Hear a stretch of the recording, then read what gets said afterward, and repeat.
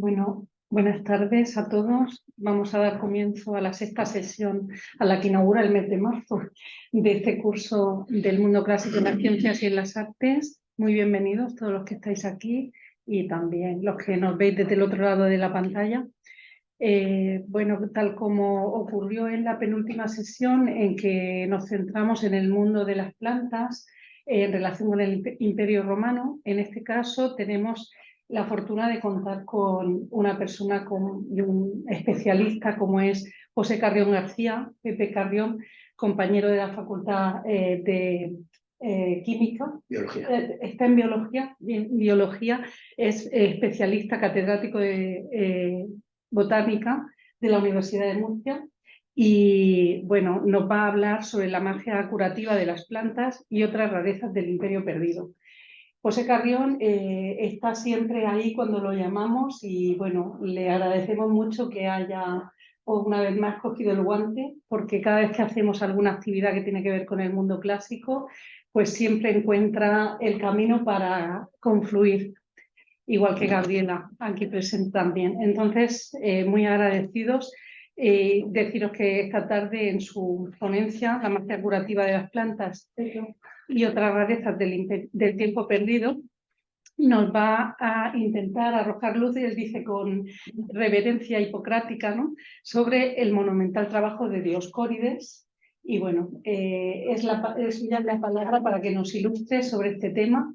Ya sabéis que al final, o bueno, cerca del final de la ponencia, se pasarán unas preguntas para que contestéis a aquellos que queráis obtener el certificado. Y bueno, simplemente darle la palabra y posteriormente, cuando finalice su exposición, también habrá ocasión de intervenir para hacerle las preguntas o observaciones. Bueno, felicitaciones oportunas. Muchísimas gracias. Bueno, yo vengo aquí probablemente motivado por una razón muy esencial, y es la belleza y la bondad de Charo. A ver quién le dice que no, a ver quién le dice que no a una persona tan buena, tan profesional, tan amiga y tan benefactora de mi universidad, a la que yo amo profundamente, y es difícil decir no.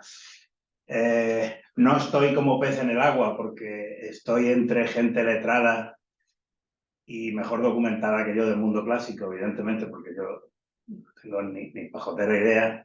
Soy un lector de Séneca, o por lo menos lo he sido en los momentos del túnel oscuro, y de Marco Aurelio, y he leído a Teofrasto y he leído a mucha gente de esta, pero de forma muy accidental y amateur, totalmente amateur. Tampoco es la temática que voy a tratar mi especialidad. Mi especialidad son las plantas fósiles. Sin embargo, he usado mucho de lo que voy a comentar hoy. Tengo experiencia empírica directa como individuo y creo que parte de esa experiencia la puedo transmitir. Mucha inquietud intelectual en relación con este asunto, y este asunto son fundamentalmente cosas que van a empezar. La charla va a ser un popurrí, desde las plantas medicinales hasta la medicina y quizás finalmente la psicología, la sociología y el futuro de la humanidad. O sea, voy a intentar hacer reflexiones basándome en la perspectiva de un biólogo evolutivo que trabaja en el tiempo profundo, que se ha aproximado de forma bastante modesta al mundo clásico en algunas ocasiones, y que adora el mundo de las plantas medicinales porque su tío, que era jornalero y con el cual él aprendió a podar, a escardar, a vendimiar y a muchas otras cosas más del campo, pues de vez en cuando entre poda y poda, pues nos aventurábamos por los cerros adyacentes y él me enseñaba lo que sabía, lo que a él le había transmitido su padre y probablemente a lo que le había transmitido su abuelo al padre, ¿no?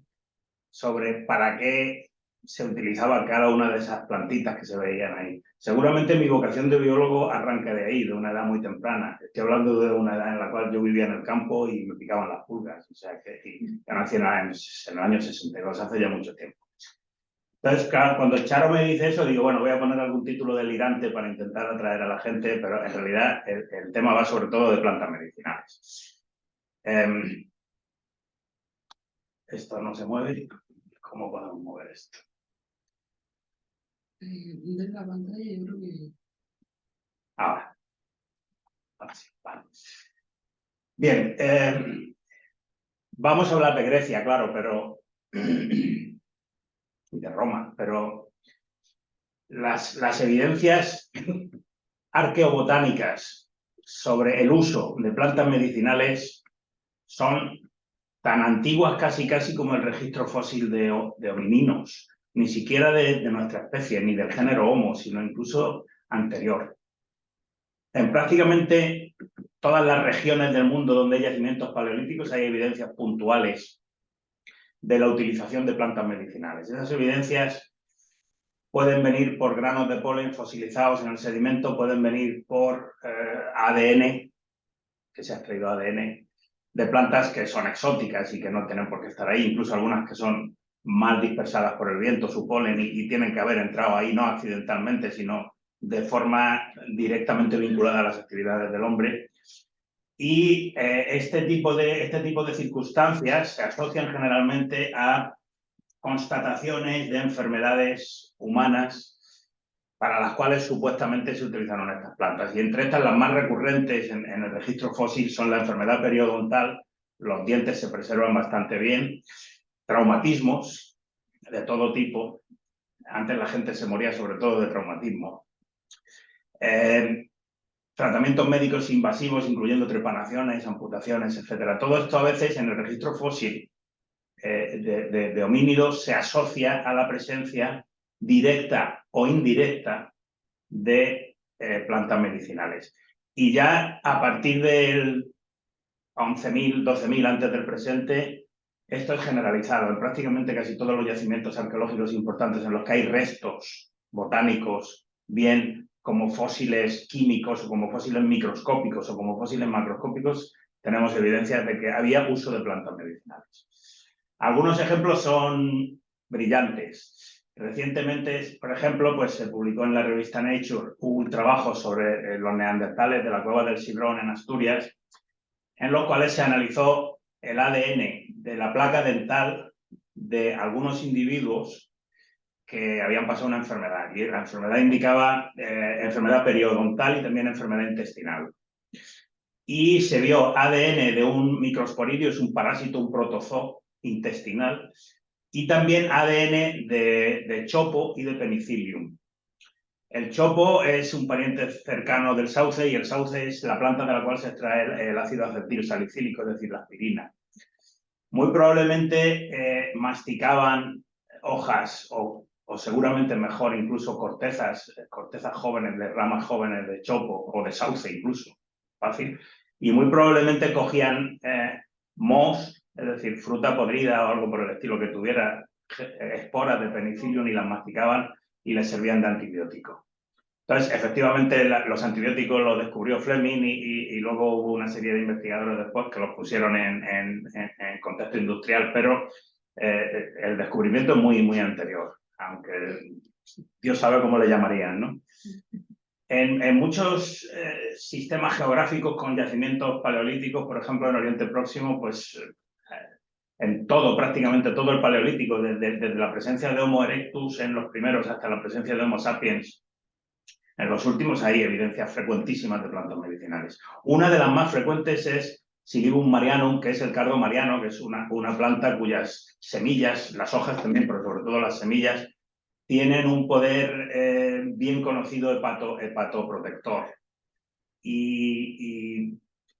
Bueno, yo sigo pensando que es la planta medicinal del futuro, porque realmente se está empezando a utilizar en terapias anticáncer, no solamente para prevenir el desarrollo de algunos cánceres incipientes, sino también para favorecer la limpieza del organismo durante la quimioterapia.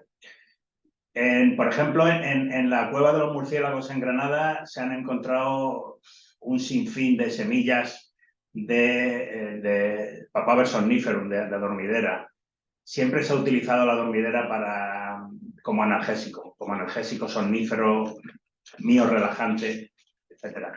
En el Cabezo Redondo de Villena, por ejemplo, se han encontrado un montón de restos de hojas, de semillas, de Echium vulgare, que es la viborera, y probablemente respondiendo a la necesidad de intentar tratar mordeduras de víboras, que evidentemente en aquella época eran mucho más frecuentes en toda la península ibérica.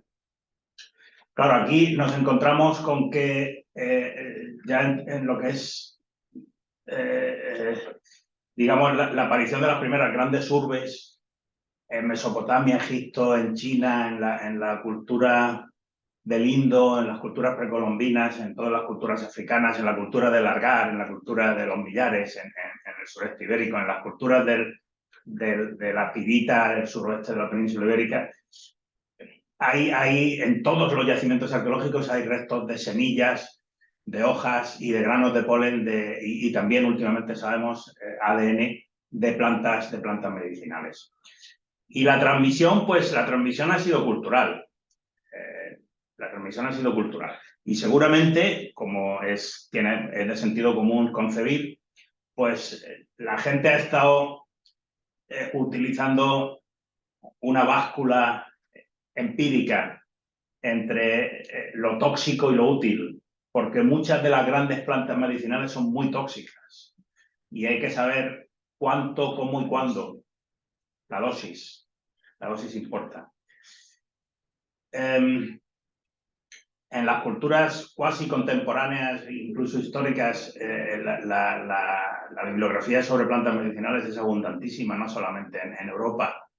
Tenemos siempre una visión muy eurocéntrica de la historia del conocimiento botánico, pero realmente en las culturas de la Mesoamérica, de Centroamérica, en las culturas de Norteamérica, en las culturas y en las culturas actuales, en la Amazonía, en Perú, en los esquimales, todos utilizan plantas medicinales.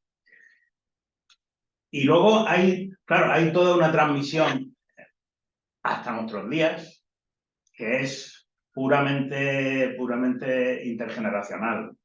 Claro, mi tío no había leído a Dioscórides, pero sabía para qué se utilizaba lo que él llamaba el rompepiedras. Es interesante y sobre este asunto tan sencillo de una transmisión que no es ni siquiera escrita, hablaré al final de la charla. Porque claro, resulta que podemos encontrarnos con algunas de las sornas de Mark Twain, que era una persona muy temperamental y muy cachonda, y soltó esta frase que a mí me encanta: ten cuidado al leer los libros de salud porque podrías morir de un error de imprenta, ¿no?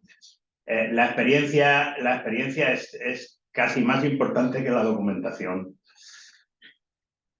En el mundo de las civilizaciones, digamos que los primeros textos escritos y más o menos sistemáticos sobre plantas medicinales los tenemos hace unos 5.000 años aproximadamente en la cultura sumeria. Ahí hay mucho énfasis en algunas plantas y una de ellas de nuevo es el Papaver somniferum, la dormidera, por sus propiedades analgésicas, calmantes, tranquilizantes. En los papiros egipcios hay un montonazo de información trasladada a lenguas legibles por nosotros sobre muchísimas plantas que utilizaban igual que se utilizan hoy. Esto quiero resaltarlo porque lo vamos a ver en el mundo griego. Y claro, ¿qué hacen los griegos? Pues los griegos recopilan mucha información de Egipto, muchísima información. Yo destacaría sobre todo la obra de Teofrasto, que es absolutamente monumental sobre botánica médica, sobre plantas medicinales.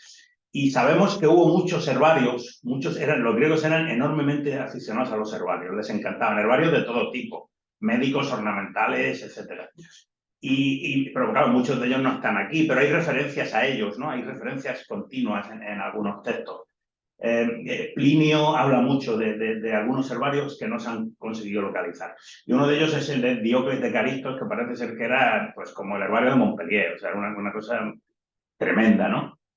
Estamos hablando de gente que muchas veces eran militares, incluso, que estaban todo el día por ahí recolectando, o iban con militares, ellos no disparaban flechas, pero eran los sabios, ¿no? de las partidas. Hay una frase de Teofrasto que siempre la tengo en mente porque es muy sencilla y muy simple, lo que se diría en términos de genética muy parsimoniosa, ¿no? La naturaleza ha hecho que algunas plantas sean nutritivas, otras medicinales y otras venenosas. Y una misma especie puede ser las tres cosas. Esto es fundamental en botánica médica, porque esto es que es así. Esto es así. Ya lo sabían. El libro probablemente más importante de todo el mundo clásico de plantas medicinales, porque su influencia llega hasta nuestros días. Se suele decir que cubre toda la Edad Oscura, la Edad Media y el Renacimiento, pero no es cierto, llega hasta nuestros días. No en vano hay una traducción ampliada y comentada de Pío Fontquer del libro Materia Médica de Dioscórides, que para mí fue el libro de referencia de botánica en segundo de carrera, más que ninguno de los libros de botánica básica, porque, claro, no solamente habla de plantas medicinales, es que las describe y lo hace de forma sistemática. Lo que hacen los griegos es estructurar un conocimiento que yo pienso que estaba bastante disperso y era un conocimiento muy descriptivo, pero no estaba estructurado ni intelectualmente ni taxonómicamente. Los griegos fueron grandes taxónomos. La medalla se la llevó Linneo, pero los griegos eran grandes organizadores de todo lo que vivía y lo que no vivía, aunque para algunos griegos los minerales eran también seres vivos, ¿no? Eso ya sería entrar en el territorio de la alquimia y no desde luego mi intención, pero es un territorio extremadamente interesante también.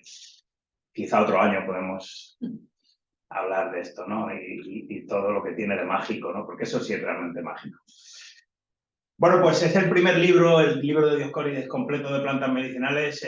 Compila información sobre más de 600 especies, está en 5 tomos. Da detalles sobre la apariencia, sobre el hábitat, la recolección, los métodos de preparación.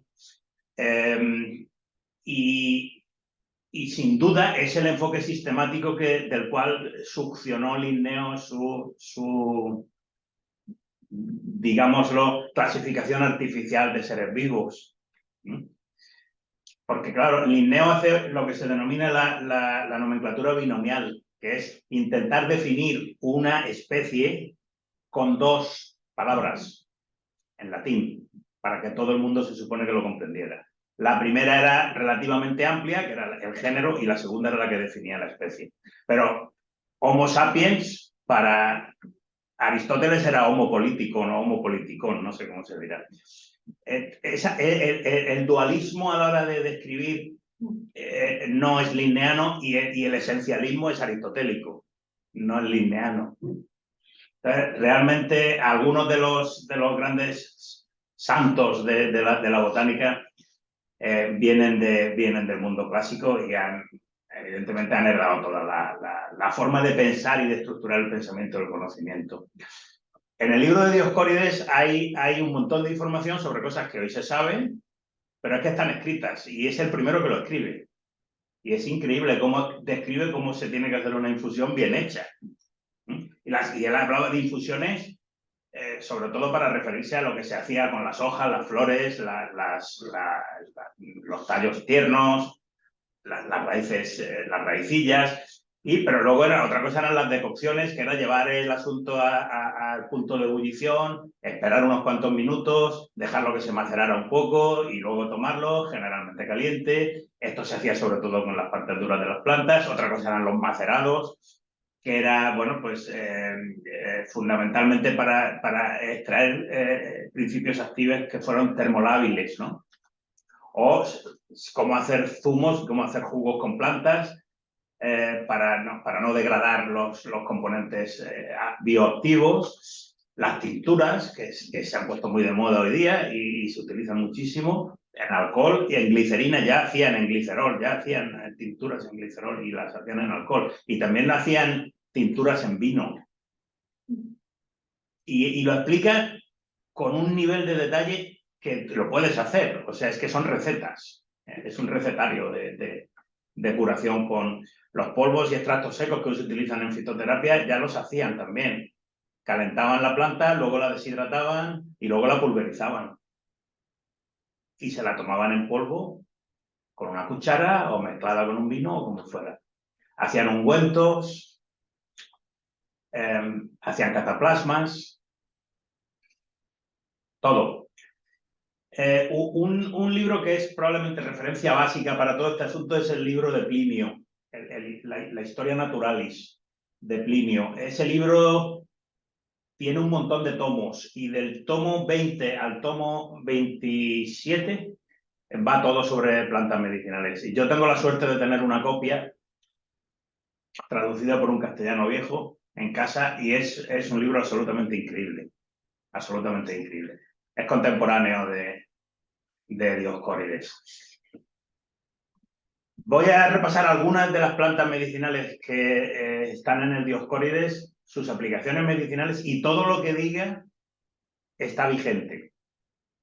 Todo lo que diga lo dijo Dioscórides y todo lo que diga lo siguen diciendo todos los fitoterapeutas. Y cualquier médico que se las precie y sepa un poquito de esto tiene conocimientos sobre este asunto. No en vano la antigua botánica de las facultades de farmacia y de medicina pues era muy dura porque había que aprenderse todo esto, pero es que la mayor parte de los principios activos de las drogas, de los fármacos, derivan de plantas. Entonces voy a empezar probablemente con una de las más llamativas, que es el digital, la digitalina, el digitalis purpurea. Digitalis purpurea ha salvado muchas vidas gracias a un compuesto que hoy le denominamos digoxina y que es enormemente eficiente en la insuficiencia cardíaca congestiva y cuando hay arritmias, cuando hay alteraciones del ritmo cardíaco.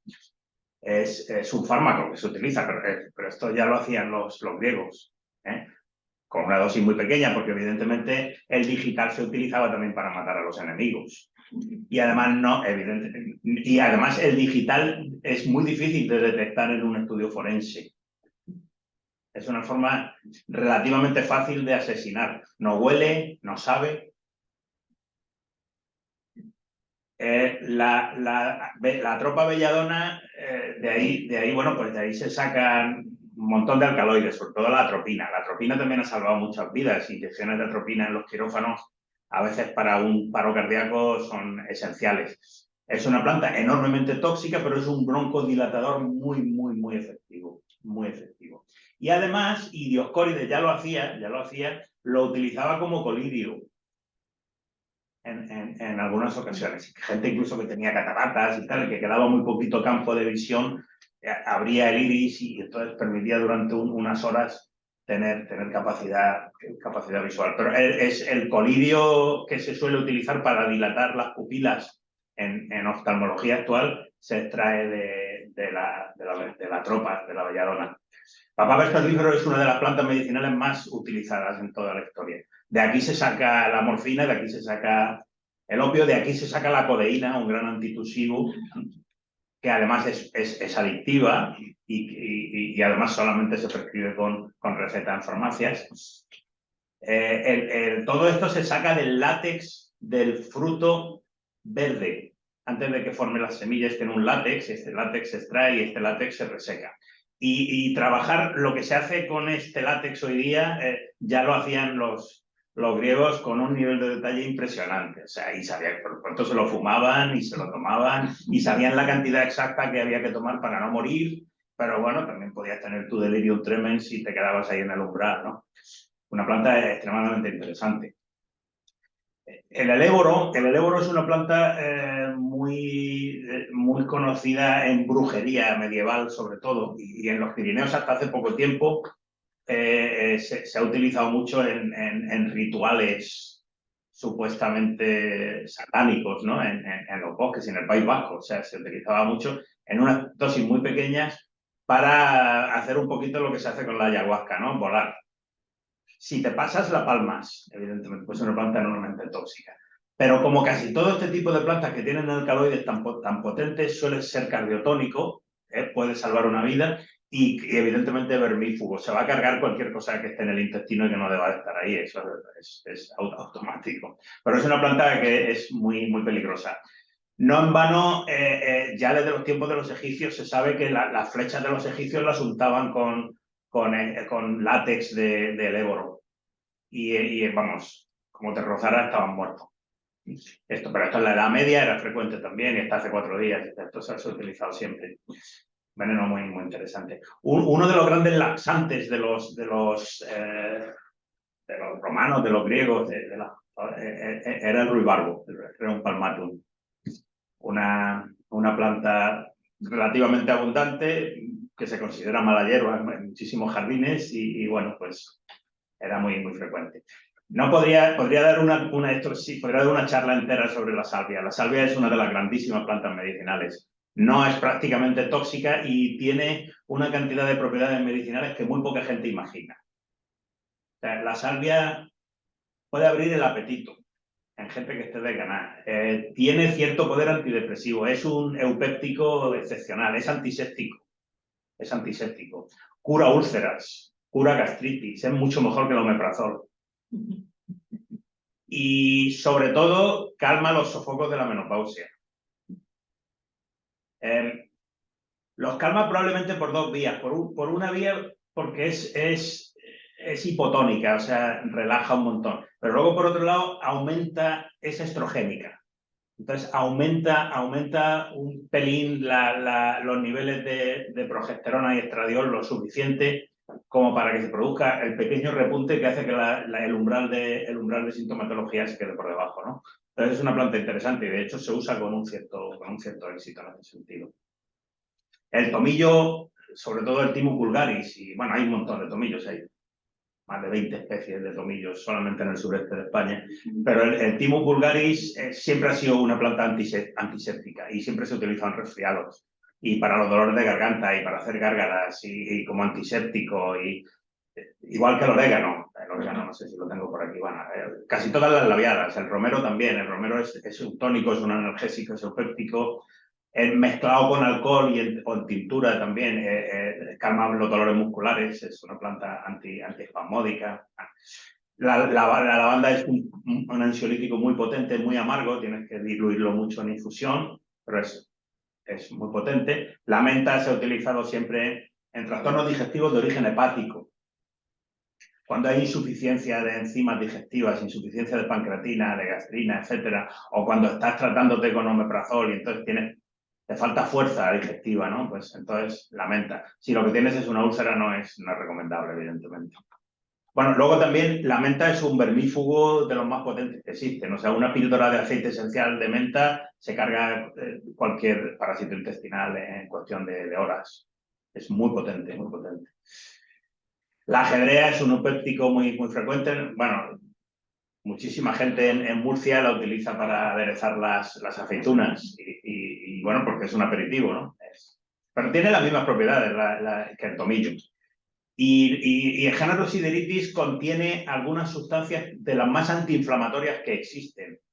Duplica el poder antiinflamatorio del jengibre. Lo que pasa es que es extremadamente amargo y es desagradable para mucha gente y no lo suele utilizar. Pero el rabogato es una planta con una gran cantidad de propiedades medicinales. Así que pues, viene muy bien en eczemas, en heridas, en dermatitis, dermatosis, gastritis, bronquitis, etc. La melisa es un fármaco, es un psicofármaco. La melisa sobre todo es un gran tranquilizante. Tiene todas las propiedades de las labiadas, pero al mismo tiempo tiene todas las propiedades por ejemplo, de la hierba de San Juan, es un antidepresivo. Una planta muy interesante en trastornos psiquiátricos, como coadyuvante, y además no es incompatible con nada, ¿no? Como la hierba de San Juan no debe mezclarla con antidepresivos, pero la melisa no hay absolutamente ningún problema.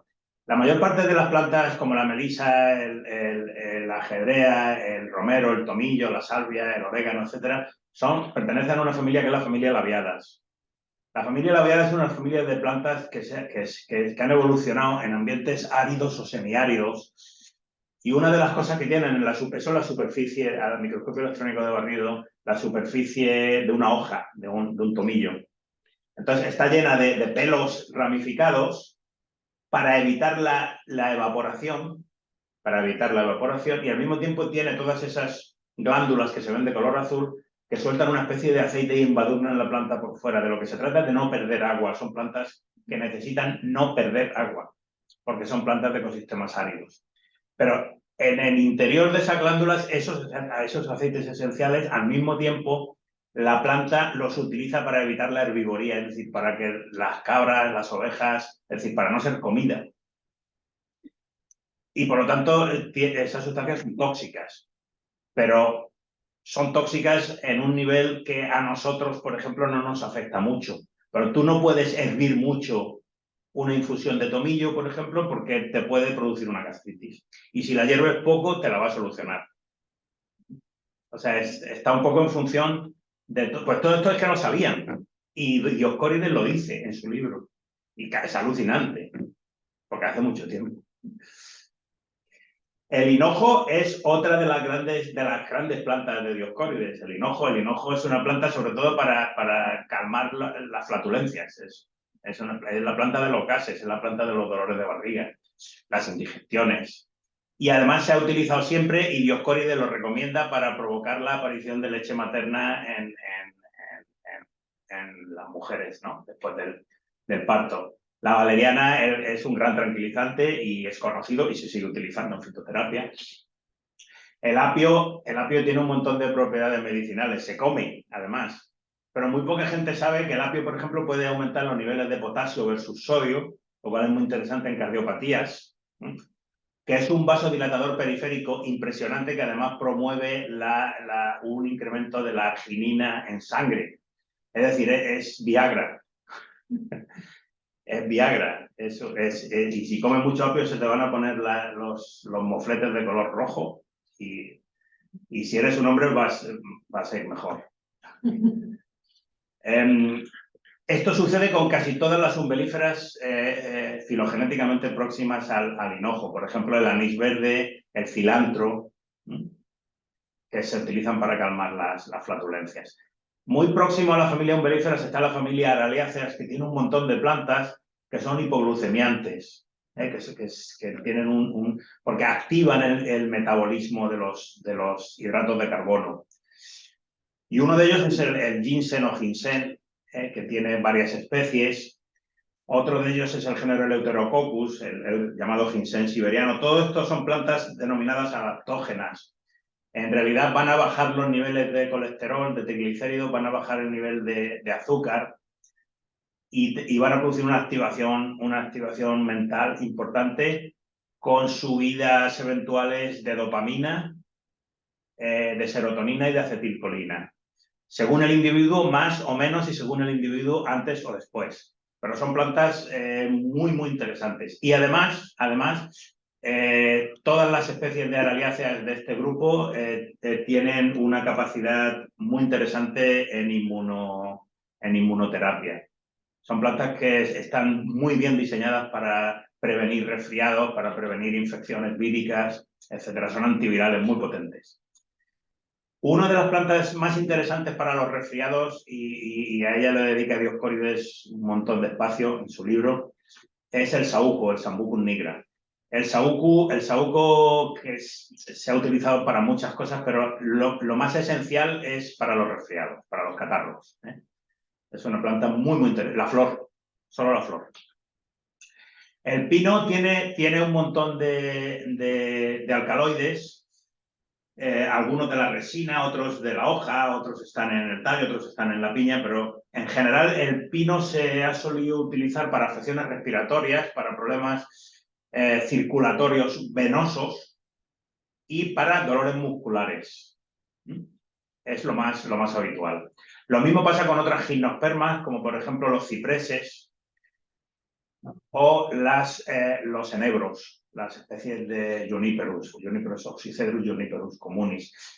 Y también en este caso se utiliza mucho para las afecciones urinarias, especialmente cuando hay cálculos en la vejiga, para disolver los cálculos de la vejiga urinaria. La esencia de ciprés y de Juniperus oxycedrus sobre todo. Las otras gimnospermas muy interesantes desde el punto de vista medicinal es la efedra. La efedra contiene varias sustancias, una de ellas la efedrina, que es una especie de anfetamina bastante adictiva, que es un broncodilatador muy eficaz.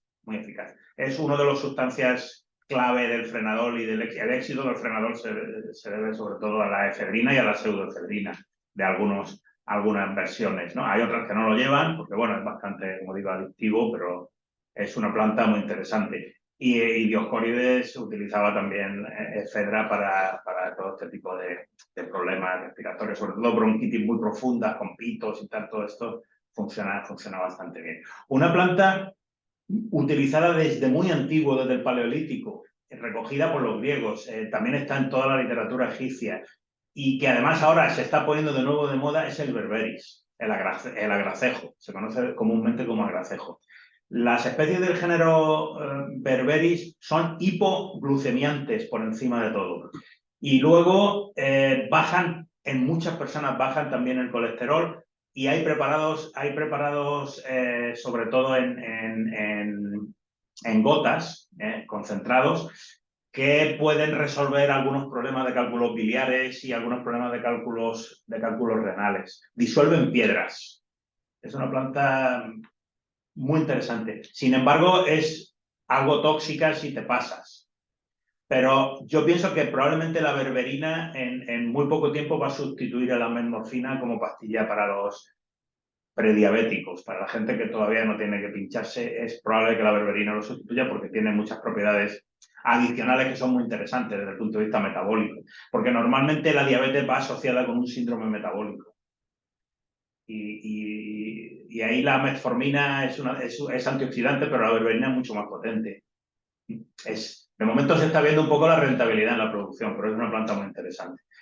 Y Teofrasto, por ejemplo, insiste mucho en las bondades del agracejo.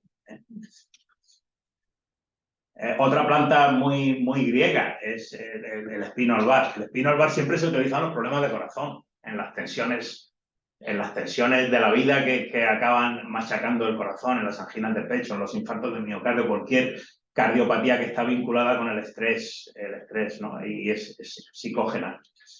Pues, y se sigue utilizando en farmacología, las pastillas de extracto de espino albar para bajar la tensión arterial, como tranquilizante, para dormir. Es una planta muy interesante, con un sabor muy agradable además en la infusión y muy recomendable. La ortiga es sobre todo una planta en urología. La ortiga siempre se utiliza en urología. Es curioso que es una planta urticante, ¿no? Pero calma la vejiga urinaria, calma la micción dolorosa, por ejemplo, calma las prostatitis, calma las cistitis intersticiales, que son frecuentes en ginecología después de partos, etc. Y es una planta antirreumática también, porque disuelve cálculos también. Es una planta que disuelve cálculos. También con un sabor relativamente agradable en la infusión y hay que hervir muy poquito. Hay gente que, bueno, pues es que también las infusiones todas no son iguales. La tila no hay que hervirla, por ejemplo. No. Es mejor dejarla un buen rato a una temperatura en la que el agua no termine de hervir y luego la dejas reposar un poquito y el efecto se amplifica exponencialmente, ¿no? Una planta muy interesante pero también peligrosa es el boldo. El boldo es genial para disolver sobre todo la bilis cuando la bilis se atranca en el conducto colédoco y puede dar lugar a una biliasis o una hepatitis congestiva, o una pancreatitis incluso. Entonces, para librar la bilis de los conductos hepáticos en los cuales se está obstruido, la mejor planta que hay es el boldo. Lo que pasa es que es una planta que si tienes un cálculo muy grueso y el cálculo muy grueso no te lo va a disolver, entonces se va a producir mucha presión hepática en contra del cálculo y te puede producir una muerte hepática por regresión de la bilis hacia atrás, ¿no? Entonces, yo no recomendaría el boldo, aunque se utiliza muchísimo en medicina tradicional, no lo recomendaría para problemas biliares, salvo que ya no tengas vesícula biliar, en ese caso sí, pero si tienes una vesícula biliar no lo recomendaría. Es mucho mejor el cardo mariano.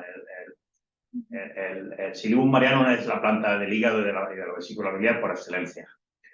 La zarzaparrilla se utiliza desde tiempos inmemoriales. Ya los egipcios la utilizaban muy a menudo como tónico digestivo. Además, es una planta muy mediterránea y muy termófila, muy del litoral, ¿no? La conocían perfectamente. Igual que la mayor parte de la familia aliáceas, el ajo, la cebolla, los puerros, son plantas comestibles, son plantas que tienen un montón de propiedades medicinales bajo ingestión, también en infusión, pero sobre todo bajo ingestión. No hay nada como el aceite de ajo a nivel natural para bajar la tensión, para diluir la sangre, como decía Teofrasto, ¿no? Para rebajar la sangre, ¿no? Para rebajar la tensión sanguínea. Es un anticoagulante y además muy potente, la alicina del ajo, ¿no?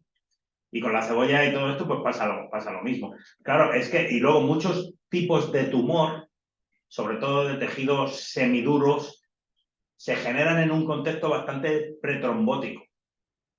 Entonces, hay toda una rama en medicina holística integrativa ahora mismo en el suroeste de Estados Unidos que está intentando promover el uso de todo este tipo de sustancias en personas que están ahí borderline entre lo que es una situación precancerosa, es decir, eso que te hacen una biopsia y dices, bueno, pues sí, tienes aquí células cancerosas, pero esto puede que tarde 10 años, ¿no? En producir un cáncer metastásico, no opero, observo, tal. En ese tipo de contextos, este tipo de sustancias son muy interesantes. Y en toda la dietología clásica siempre se ha recomendado comer ajo y cebolla. O sea, es un clásico y es así, estrictamente hablando. Lo mismo ha pasado con el espárrago. El espárrago ha sido una de las plantas diuréticas por excelencia y para disolver también cálculos, al igual que la ortiga. El nogal tiene una cantidad de aplicaciones medicinales impresionante. Es un antidiarreico mejor que el Fortasec. Es vermífugo, es remineralizante y sobre todo facilita, esto es muy interesante, facilita la síntesis de ácido gamma-aminobutírico, que es aquello que calma la actividad cerebral cuando se pasa de tuerca, ¿no? Cuando un crío está llorando irremisiblemente, no hay manera de pararlo y no razona, o cuando nosotros nos ponemos muy borricos, lo que nos falta es GABA, porque es el modulador e integrador de la función cerebral que conecta el cerebro profundo, el cerebro emocional, la amígdala y el hipocampo con la corteza prefrontal, que es la que rige la voluntad. Entonces, esa conexión se ve facilitada por algunos neurotransmisores, y el neurotransmisor de la modulación cerebral, el que sube primero cuando tú estás meditando, etcétera, es el GABA. Y el nogal puede hacer eso. Ahora, es una planta bastante astringente. Y si estás estreñido no debes tomar. Bueno, esto es un pequeño párrafo que saqué de una traducción de Dioscórides para que todo lo que mete sobre el nogal y cómo se utiliza en forma de emplasto y con miel y para la inflamación de las tetas, dice, y sobre cualquier apostema y dislocación de los miembros. Y aplicado con miel y sal y cebolla es útil contra las mordeduras de perros y de hombres. Para que veáis un poco el estilo fenomenológico, ¿no? El estilo descriptivo y cuánta sabiduría hay detrás de estos pequeños, porque no sobra ni una palabra, ni un adjetivo, no sobra nada. Estaba todo súper controlado y eso era el resultado de una observación. Además, observaciones que iban contrastando, porque ellos decían, bueno, porque a veces Dioscórides dice, bueno, pero Teofrasto dice esto y hemos observado esto, pero el otro dice lo otro y entran ahí, tienen ahí sus pequeñas redes sociales, ¿no? Bueno, el hipérico se supone que es el sustitutivo en fitoterapia de los inhibidores de la recaptación de la serotonina, de los antidepresivos más al uso, ¿no? Pero el hipérico se ha utilizado también, y sobre todo se ha utilizado para las heridas. No en vano los pastores siempre han utilizado el hipérico para cuando una cabra o un caballo, bueno, incluso la gente que trabajaba con caballos, cuando se les rompía una pata, les ponían unas tablas, le entablillaban la pata y le metían hipérico machacado y húmedo en torno a la herida para facilitar la curación. El Hipericum perforatum tiene en la hoja unas glándulas de color oscuro que cuando tú ves la hoja se aprecian un poquito por aquí también en algunas estas estructuras negritas que se ven por aquí. Parecen perforaciones y por eso se llama Hipericum perforatum. Son glándulas, pero se llaman perforatum porque los griegos pensaron que eran al principio pues agujeritos, ¿no? Los alquimistas después siempre decían que esto se debía, que aquí la magia venía del hecho de cómo alguien desde arriba, desde el cosmos, nos estaba diciendo si esa tiene agujeritos es porque cura los agujeros, cura las heridas, cura y tal. Y no en vano, la Hipericum perforatum cura las úlceras de duodeno. Es muy interesante. La viborera es una planta que tiene, y se llama viborera y es buena para la mordedura de la víbora, pero además resulta que tiene la semilla como la cola de una serpiente de cascabel, de una serpiente venenosa. La pulmonaria es una planta que tiene una hoja que parece un pulmón porque es una hoja verde oscuro con unas manchas de color blanca, así un poco erráticas, y la pulmonaria es buena para las pulmonías. Entonces, claro, ahí hay todo un rollo que no me voy a extender, pero que es muy interesante. El Rubus ulmifolius, la zarzamora, pues es una planta que se ha utilizado muchísimo en diarreas y para todos los problemas bucofaríngeos. Del almendro, ¿qué voy a comentar? El aceite, la leche, todo, el almendro se aprovecha prácticamente todo, la hoja para infusiones, etcétera. El cerezo es una planta, por encima de todo, es una planta diurética. El cerezo es una planta diurética, sobre todo. Enrique VIII se curaba los ataques de gota hinchándose a cerezas. Mea muchísimo cuando toman mucha cereza y es una planta, pues, bueno, pues que tiene tanto los peciolos de cerezo sobre todo, pero también la hoja, en infusión son diuréticos y calmantes y bajan la tensión arterial también. Para gente que tiene problemas de, por ejemplo, de insuficiencia circulatoria a nivel linfático, por ejemplo, para drenar la linfa de los tobillos, de los muslos, etcétera, pues funciona bastante bien. El Prunus espinosa, que es una prima hermana del cerezo, es de donde se saca el pacharán. Es de donde se saca el pacharán.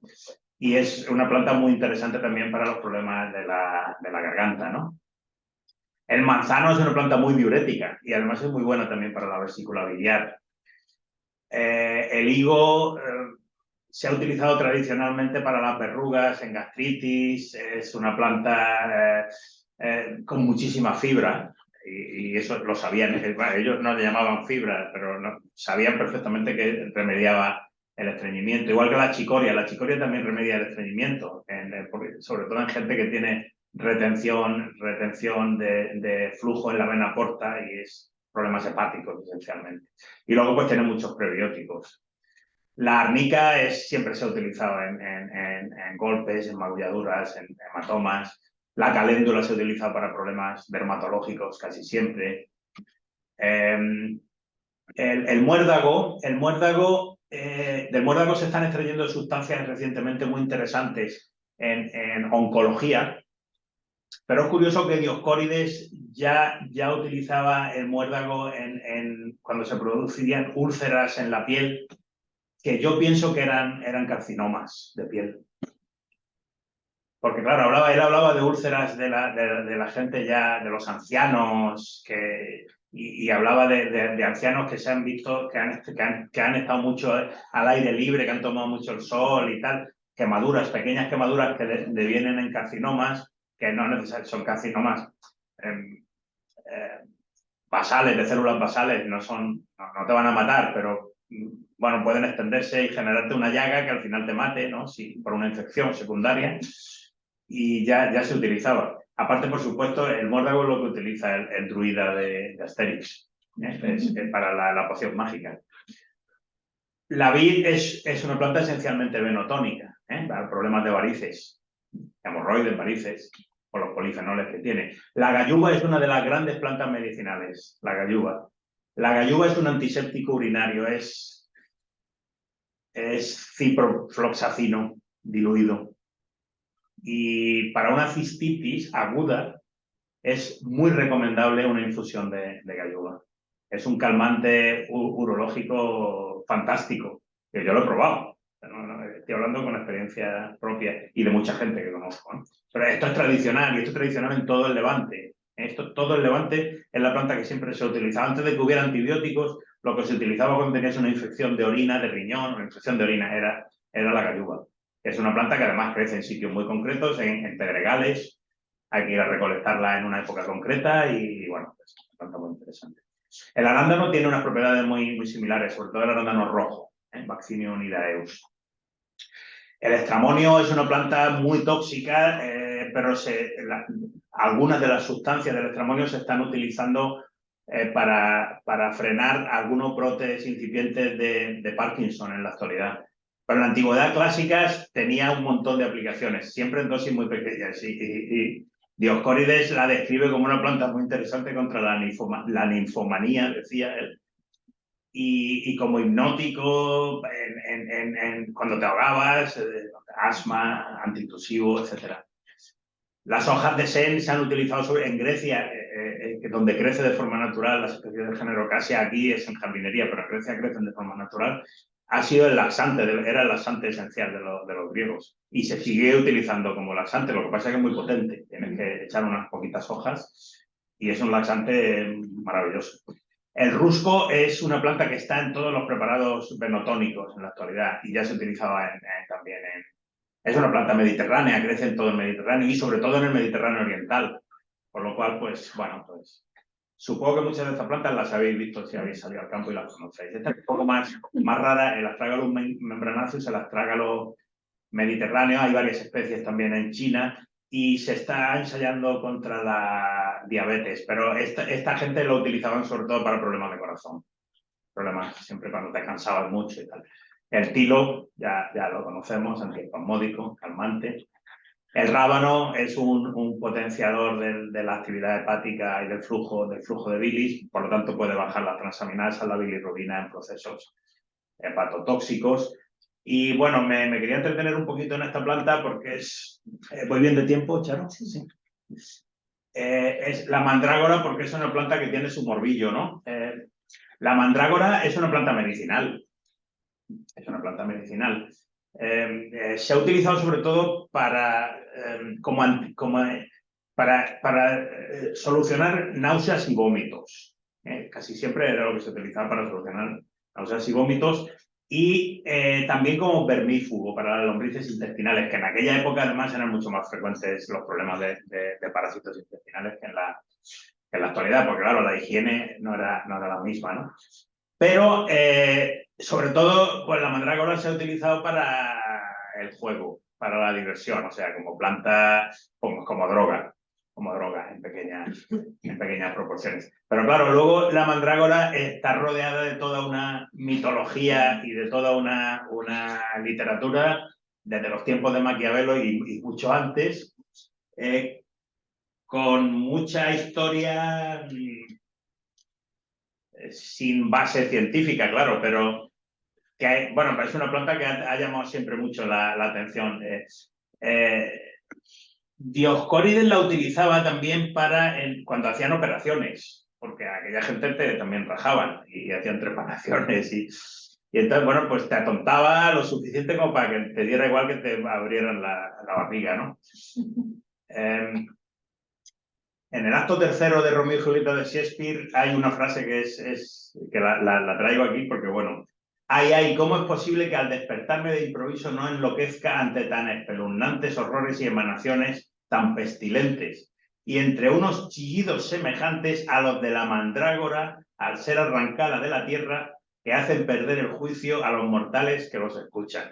Y es que se ha considerado siempre la mandrágora una planta en la que las raíces eran como representaciones de seres humanos o trastornados o brujas o hijos de 1000 padres o cosas por el estilo. Y hay, bueno, toda una serie de mitologías en este terreno. Por ejemplo, se decía que cuando ahorcabas a una persona, a un hombre, el semen si caía a la tierra, fecundaba la tierra y de ahí es de donde salía la mandrágora.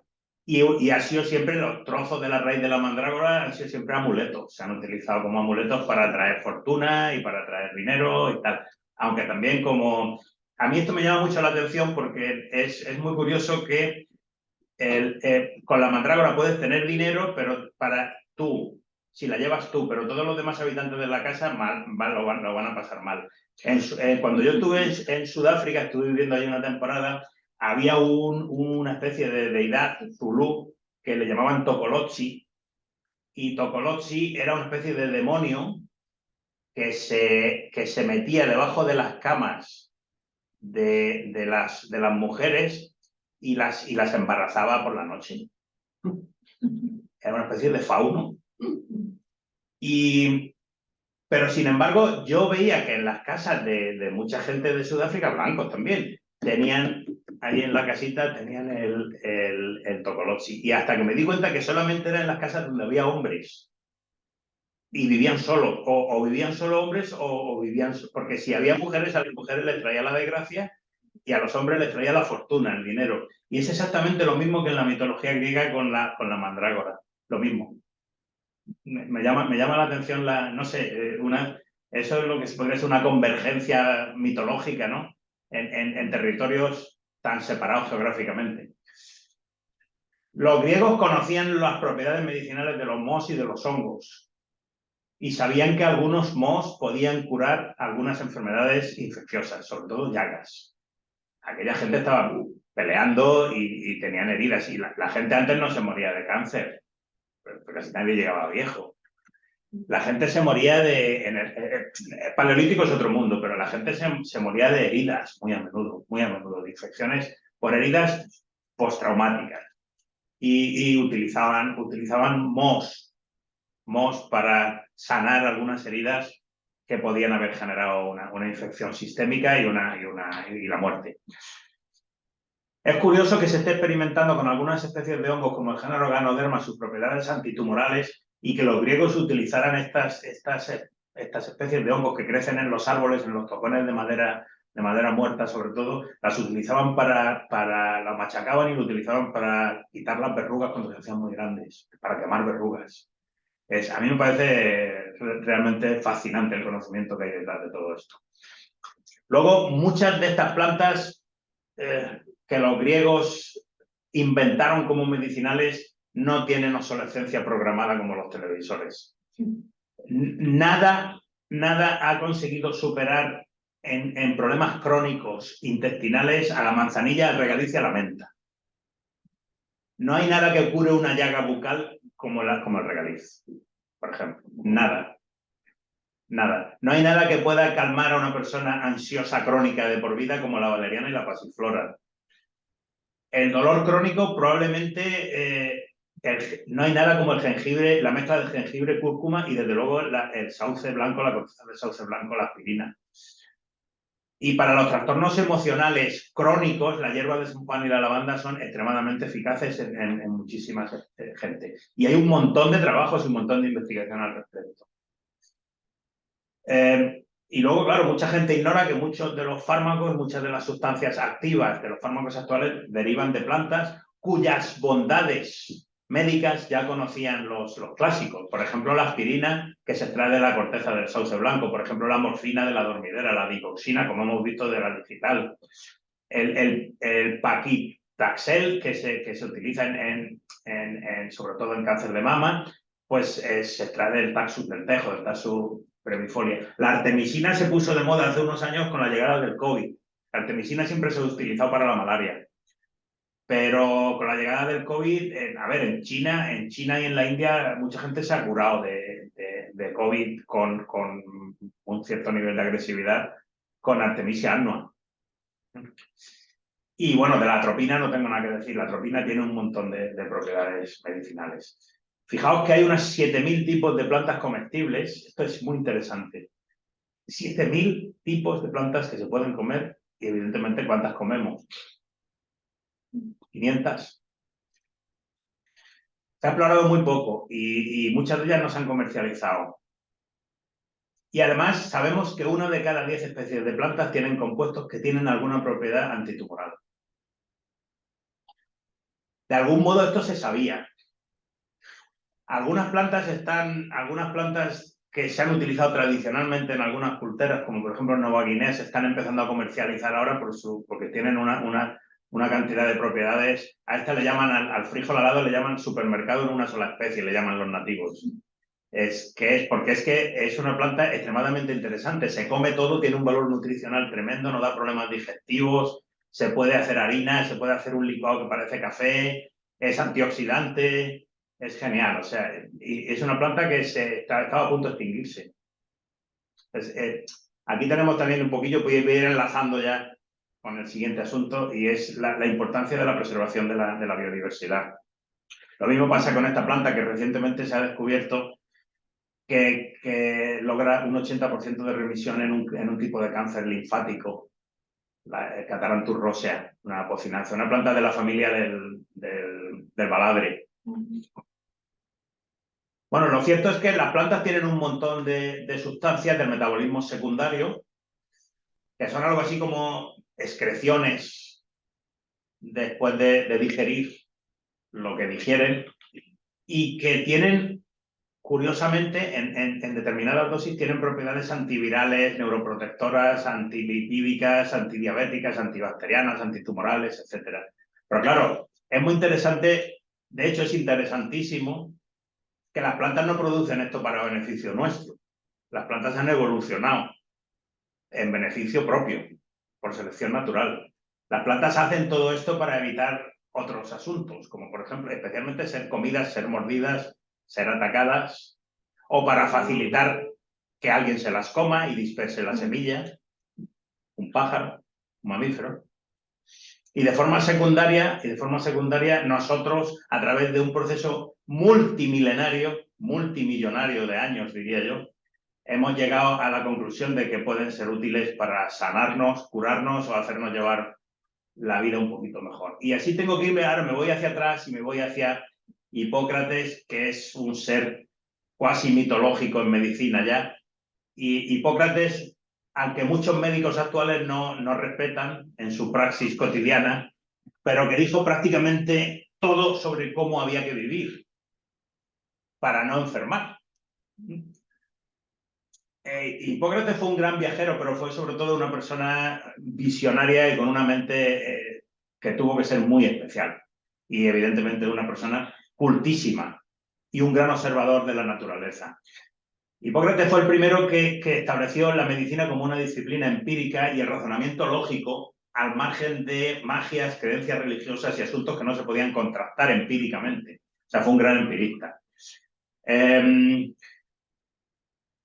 Fue el primero que distinguió entre enfermedad aguda y crónica, y eso no es una cuestión baladí, porque la enfermedad crónica siempre deviene después de una serie de crisis de enfermedades agudas, y ahí tenemos lo que se llama romper el umbral de vulnerabilidad, es decir, atravesar la fase de resiliencia de un individuo, atravesar la fase en la que te recuperas, en la que tú eres elástico frente a una agresión o frente a una enfermedad, y entonces tu problema se hace plástico, tu problema se hace irreversible, se hace crónico.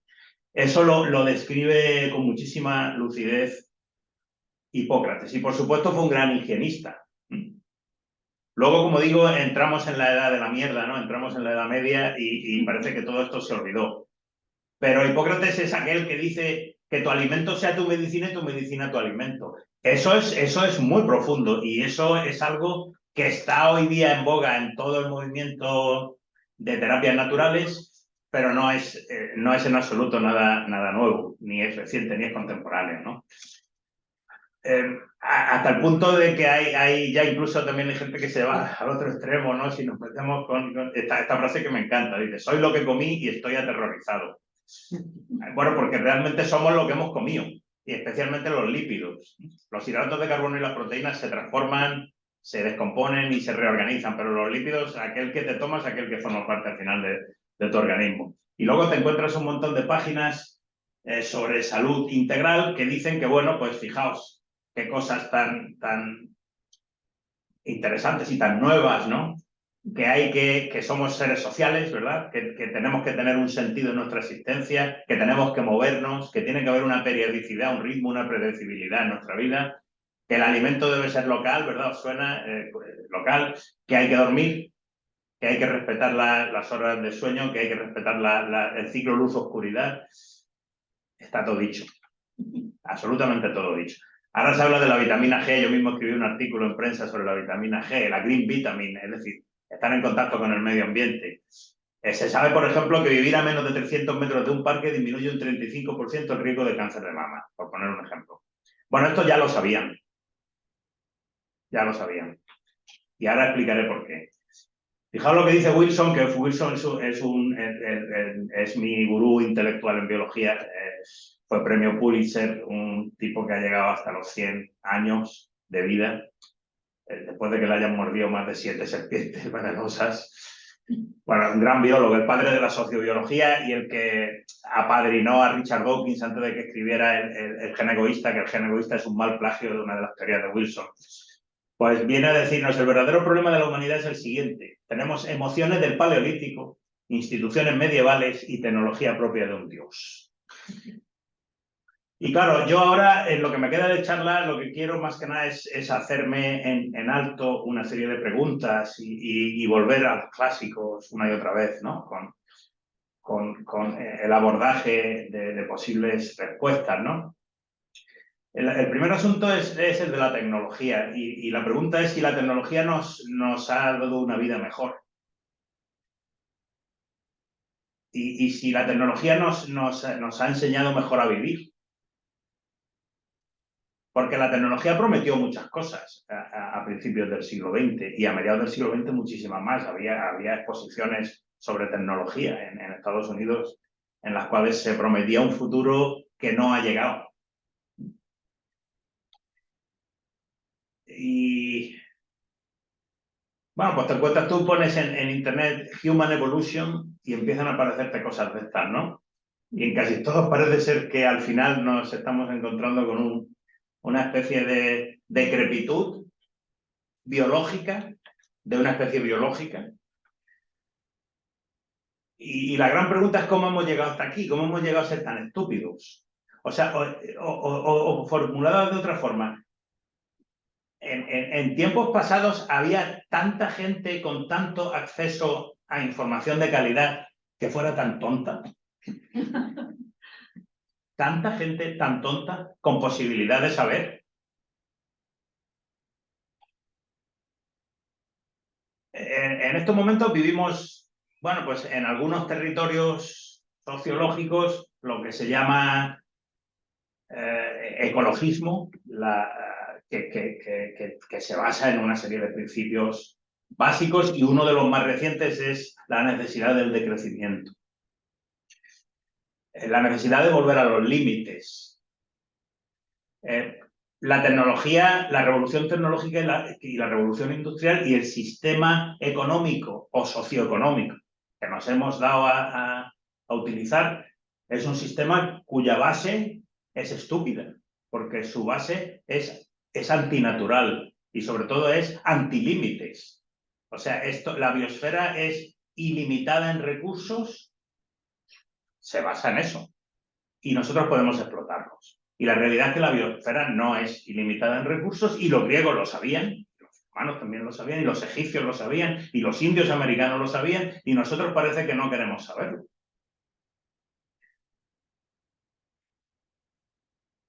El movimiento ecologista, nadie sabe muy bien de dónde arranca, pero parece ser que arrancó el año que yo nací, en el 62, a través del famoso libro de Rachel Carson, Primavera Silenciosa. Es un poco la Biblia de los ecologistas de los años 70, 80, 90, pero la ecología viene de muchísimo antes. Ecología, para empezar, es un término que viene de hogar y estudio, que son palabras griegas. Y los primeros ecologistas probablemente, ecologistas a nivel sociológico, seguramente fueron los griegos.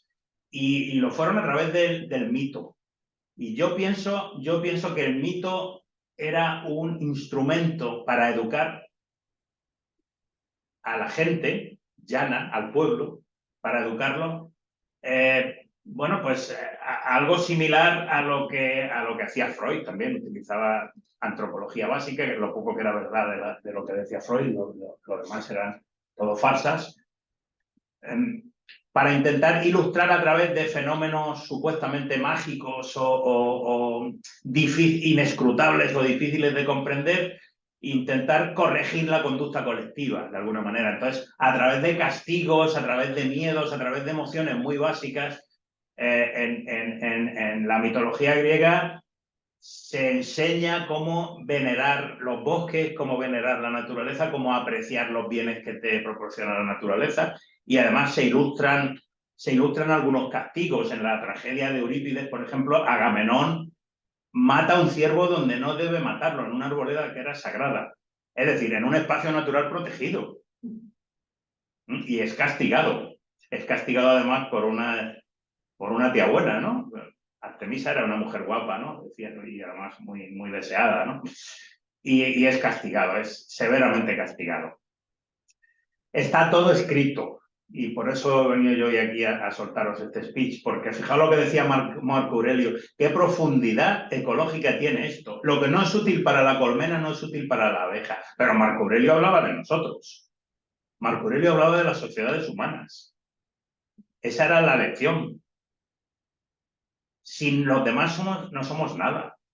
Somos seres sociales. Y por eso utiliza la abeja, porque él sabía mucho de sociobiología. Nosotros somos sociales, somos seres sociales. Hay animales que no lo son, pero nosotros sí, y las abejas también. Y fijaos en lo que decía Pitágoras, la naturaleza es más sabia que la instrucción. La observación está por delante de la teoría. El fenómeno, aquello que tú puedes experimentar, ver, observar, anotar, es más importante que cualquier predicción que tú hagas sobre lo que va a suceder. Muy interesante. Fijaos lo que decía Séneca, aprende de los árboles a tolerar. ¿Dónde ha ido a parar toda esta sabiduría? Esa es mi pregunta, ¿no? Es una pregunta de las que yo lanzo aquí en este foro. Así que yo me he permitido extraer algunas de las grandes lecciones de la literatura grecorromana que tienen que ver con la ciencia de la naturaleza, que tienen que ver con el cómo vivir, ¿no? Lo natural tiene una lógica superior a nuestra lógica. Lo que hace la madre naturaleza es riguroso mientras no se demuestre lo contrario. Esto es muy importante. La fenología es más potente que la teoría va y viene. Conviene evitar la constancia en el consumo de un alimento y tratar de ser irregular en la dieta. Esto lo dice Dioscórides una y otra vez, y Teofrasto también, y Plinio lo dicen también, continuamente. Mover la dieta, mover los alimentos, cambiar, es fundamental. Suprimir unas cuantas comidas, ahora se habla tanto del ayuno intermitente, esto lo hacían. Lo han hecho prácticamente todas las culturas. El ayuno forma parte de prácticamente todas las culturas que han estado a pie de terreno, a pie de territorio. Culturas que han respetado los límites de la naturaleza y han observado. Y luego he traído un trocito de Séneca, porque Séneca me encanta, pero es que para mí es el coaching perfecto para un profesor de universidad. Es que nos metemos en demasiados tinglados, y para un estudiante también. Para que el alma esté tranquila es necesario no agitarla ni fatigarla en el desempeño de múltiples negocios importunos y superiores a nuestras fuerzas. Fácil es llevar al hombro carga ligera y pasarla sin peligro de uno a otro, pero nos cuesta mucho trabajo soportar la que nos imponen manos extrañas. Agobiados enseguida la echamos sobre el primero que llega y mientras permanecemos bajo la carga, su peso nos hace vacilar. Siempre que intentes algo, examina tus fuerzas, la naturaleza de tu proyecto y la de tus medios, porque el disgusto del fracaso te producirá despecho. El espíritu ardiente y el frío y sin elevación se diferencian en que el fracaso despierta la ira en el altivo y la tristeza en el blando o inerte. Cuidemos mucho de no exponernos a una injuria que no podríamos soportar. Rodeémonos de personas amables y complacientes, y todo lo menos posible de ásperos y morosos. Se adquieren las costumbres de los que con frecuencia se trata, y así como se transmiten por el contacto ciertas enfermedades del cuerpo, así también el alma comunica sus pasiones a los que están más próximos. Sin palabras, sí. Este científico se metía con la tecnología en varios de sus libros, y hay una frase que también me gusta mucho. Todos son reflexiones, ¿no? Nuestra civilización posmoderna se las arreglaría perfectamente sin Microsoft y sin Oracle, sin cajeros automáticos y sin Internet, pero se desintegraría en unos cuantos años sin abonos nitrogenados sintéticos y se desplomaría en unos meses sin proliferación bacteriana. Nuestro primer deber es cuidar esos factores que son en verdad básicos. Decía Montaigne, el hombre no puede crear una lombriz. Tiene carga de profundidad también. Dice Santiago Alba Rico en el año 2013 en un libro precioso, lo que caracteriza, y habla de los griegos, claro, cómo no, lo que caracteriza al capitalismo y a su tecnología ancilar es justamente la rebelión contra los límites, esta íntima acucia libertaria cuyo héroe central es el Prometeo desencadenado. Ha desconcertado a menudo a una tradición de izquierda fascinada por el desarrollo de las fuerzas productivas y justamente tentada por la rebeldía, y ha hecho olvidar además que si hay algo específicamente griego en el mito de Prometeo es el castigo más que la osadía. Para los griegos, como para la mayor parte de las culturas y sociedades precapitalistas, la rebelión contra los límites definía una conducta individual, siempre tentadora, pero casi delictiva, que amenazaba al orden cósmico y humano. Es ecologismo puro y duro. Esto es una avispa de un orden, que es el orden de los ichneumónidos. Hay varias especies que se dedican a atacar arañas, generalmente tarántulas, vuelan por encima de ellas, las localizan, caen sobre ellas, les pican, las adormecen, y cuando la araña, entonces se levantan otra vez, revolotean por encima, cuando la araña se ha quedado quieta y se han dado cuenta que está dormida, está anestesiada, bajan a por ella, la cogen, si pueden se la llevan volando y si no se la llevan dando saltos, hacen un agujero, entierran a la araña, ponen los huevos, son abejas hembras, avispas, perdón, ponen los huevos en el interior del abdomen de la araña y entierran a la araña. Los huevos se eclosionan en el interior del abdomen y devoran a la araña por dentro, viva, anestesiada pero viva, y cuando se han saciado y han acabado con la araña y ya tienen alas, hacen un agujerito y salen y van a reproducir la escena. Darwin, en uno de sus artículos posteriores a la publicación de su libro sobre la selección natural, reflexiona sobre este asunto de los ichneumónidos porque Darwin era creyente, Darwin era Tory, y su mujer también lo era profundamente religiosa, y estaba rodeado de su familia era profundamente creyente. Y decía, ¿cómo es posible que si el creador realmente ha hecho esto, sea tan cruel? Y le generó un problema moral. Pero la naturaleza no es moral, la naturaleza es amoral. Lo que pasa es que nosotros no somos amorales. Nosotros somos seres profundamente éticos. Y nos estamos cargando cosas que queremos y que amamos y que nos gustan, además. Lo estamos haciendo como sociedad, como conjunto. Quizás seamos más estúpidos desde el punto de vista colectivo que desde el punto de vista individual, pero la realidad es esta, ¿no? Es también una realidad, y estos son ya, estoy terminando, que no parece que nos seamos capaces de ponernos de acuerdo en lo que queremos hacer con el planeta, con nuestra vida, con nuestro modus vivendi. Es también una realidad que el conocimiento eleva el concepto de la biología, que el humanismo aumenta con el conocimiento y secuencialmente que el conocimiento modifica la ética. Y esto es algo que pienso yo que se olvida a menudo. Y termino mi charla defendiendo la belleza. Porque la belleza es algo que impregna toda la filosofía grecorromana. Continuamente por todas partes está el concepto de belleza. Incluso Einstein decía, a Dios no le importan nuestras dificultades matemáticas, él integra de manera empírica. Y Marco Aurelio dice, pero yo, empieza una larga frase de esas epístolas, ¿no? Habiendo observado que la naturaleza del bien es lo bello y la del mal es lo mezquino. En toda esta disquisición ética está el concepto de belleza. Y yo pienso que si hay algo que caracteriza las obras botánicas de la literatura grecorromana es el cuidado, el esmero por el dibujo, por la descripción, por la narrativa, la belleza.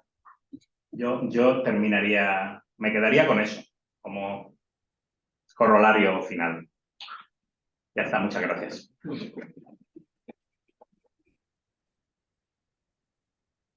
Muchísimas gracias, Pepe. La verdad es que ha sido muy sugerente, tanto la primera parte muy ilustrativa, porque realmente, como tú dices, muchas de las plantas que ahí aparecían las conocemos, pero ni siquiera hasta cómo se hace una infusión de determinada planta. Qué interesante, ¿no? Saber que la tila, por ejemplo, no hay que hervirla o no llevarla, porque a la mayoría de las infusiones no hay que llegar a la ebullición. No es necesario. No es necesario. Pero que en ese caso incluso, ¿no?, en frío tenga más propiedades. Y interesantísimo todo, y lo que tú comentabas, ¿no?, como todo esto que hoy sabemos ya lo sabían los antiguos, ya lo habían descrito, empíricamente lo habían comprobado que era así. Y bueno, en la segunda parte, no sé, yo he visto una segunda parte, no sé si consciente por tu parte, Sí, sí, sí. en que, Sí. bueno, todas estas reflexiones a propósito de Gaia. a dónde De vamos, Gaia. sí, y dónde vamos, Sí. ¿no?, con nuestra actitud antiecológica. Sí, pero es que yo pretendo también transmitir que el ecologismo no es del siglo XX, No. que todas las sociedades primitivas eran ecologistas, todas. Pero es que los griegos especialmente sistematizaron el conocimiento ecológico de una forma increíble. De una forma increíble. Ahora lo transmitían en libros para los que leían y lo transmitían en mito para los que no leían. Es increíble, pero funcionaba. Porque los griegos vivían se podría decir, megápolis. Si tú comparas con lo que son los poblados neolíticos de la península ibérica, cuando ellos llegaron, ¿no? Vivían en ciudades. Y sin embargo vivían pegados a la tierra también y pegados y respetaban la naturaleza, tenían un conocimiento, tenían mucho conocimiento y lo aplicaban, sabían. Entonces yo no sé si es que nos estamos olvidando o qué es lo que está sucediendo, ¿no? Esta inmersión cognitiva parece como un declive cognitivo. Promovió probablemente por el exceso de la tecnología el exceso de depositar demasiada confianza quizá en agentes que no son humanos, que son máquinas al final. La tecnología obviamente tiene sus ventajas múltiples, pero por otra parte, bueno, lo estamos viendo a diario, ¿no? Y los propios alumnos lo confiesan, la hiperestimulación y tener tanta información al alcance no necesariamente es bueno, porque hace que finalmente, como mecanismo de defensa incluso, ¿no?, uno, por no saturarse, llegue a, bueno, la lectura no es muy habitual. Y todo eso, pues, tiene sus consecuencias negativas. No sé si alguien que esté presente aquí o desde casa quiere intervenir y hacer alguna... Yo simplemente me sumo a la felicitación, que me ha encantado. Muchas gracias. Y me gusta muchísimo que aparezca luego dentro de poco, lo pondréis en YouTube, ¿no? Porque como la memoria ya empieza a fallar, me apetece muchísimo volverlo a ver con detenimiento todo lo que has explicado, me ha gustado mucho. Muy amable. Muy interesante. Gracias.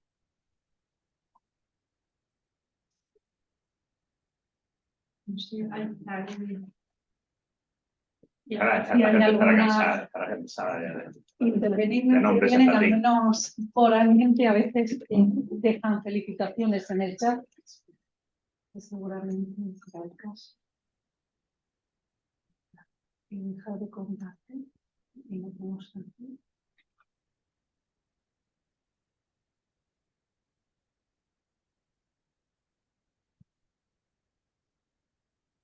Muy interesante, muy necesaria la reflexión final. Bueno, como verán, tenemos aquí fieles a Matilde López o María Dolores Esquiva, me ha encantado. Sí, pero yo soy de pueblo, eso me da vergüenza. Soy de pueblo, dice. Pues el ser de pueblo, bueno, además de luego tu formación y tus intereses, te ha proporcionado también no poca sabiduría ancestral de la tierra, ¿no? Eso sí. Como mencionabas a tu tío, no sé si has visto, ¿no? Que te enseñó los rudimentos de lo que es el cultivo. Tú eres de Jumilla, si no me equivoco. Jumilla, sí. Pues en Jumilla especialmente no tenéis un apego a la tierra, Claro. Claro. las fiestas del vino, ¿no? Sí. Bueno, pues nada más. Sí, preguntan por aquí si se va a subir a YouTube. Sí, se sube. sí, ya han contestado que sí, como habitualmente hacemos.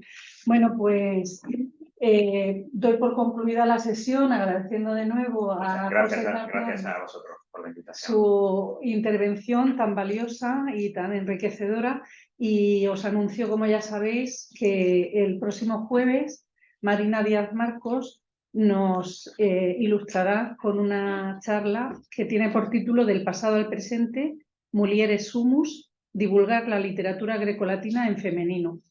Y como además es previo al Día Internacional de la Mujer, ¿no? O de la mujer trabajadora, o en general de la mujer, pues creo que es muy oportuna, aunque en cualquier caso tendría, desde luego, es interesantísima su ponencia. Así que os emplazo al jueves y os agradezco vuestra asistencia. Buenas tardes. Gracias.